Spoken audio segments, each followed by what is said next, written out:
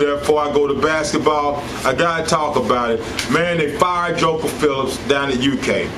Not like it was anything anybody was surprised at, because, you know, Joker was dead man walking from the day he took the job, okay? And I'm sorry, you know, he's dead man walking since he took the job. And the reason I said dead man walking is because he had to wait 3 years for Rich Brooks to leave. They said you're going to be the coach and wait. Then he had to wait 3 years. And what happened in 3 years? Nobody wanted to play for UK.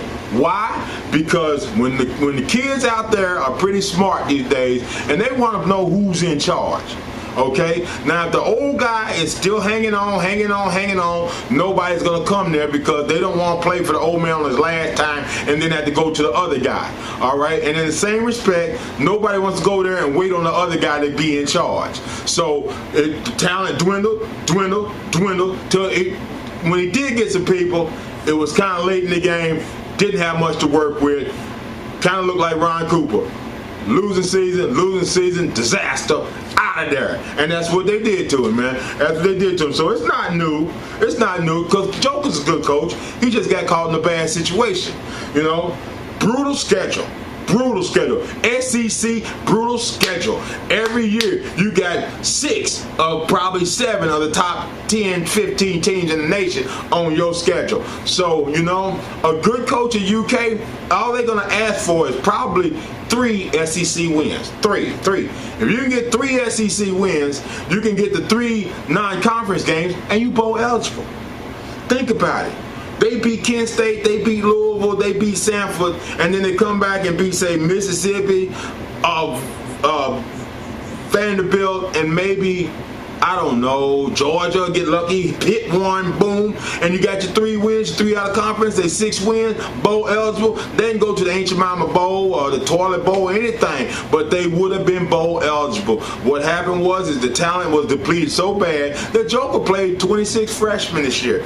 26, guys. 26 freshmen playing in the SEC. That's like taking Manual or taking Central or taking one of these high schools around Louisville and putting them up against the SEC, and that was just not good. That was a good coach, bad situation. If somebody needs to take some of his blame off of Joker, I blame the athletic director, because once you name a coach in waiting, you got to make that change. You didn't make that change until there was nothing to do about it. You let it run ugly. It got ugly, and then you start blame Joker because 20,000 people came. No, AD needs to take some of that charge. And people say, well, he's not a bad AD. He brought Calipari up, trained monkey could have got Calipari, because he coming to Kentucky, the best job in college basketball, and he's good at the one and done. He understands how the kids want to operate these days. It's not, I don't blame him. He's a good car salesman. I said in the past, he's a good car salesman. He just knows how to sell the cars to the right kids. The thing is the NBA needs to adopt a rule like the NFL, where you got to be 21 to play. Then college will go back to having quality talent, and colleges will pick back up, and then things might be different. But until then, Calipari's the dog. He can get the best players. He's getting the best players. Boom, it's just happening. So I can't really fault Joker. I really wish that it had done better, because, you know, who's the next coach going to be? Everybody's jumping on Bobby Petrino. I got news for you. Bobby's not coming back to Kentucky to work. He can't.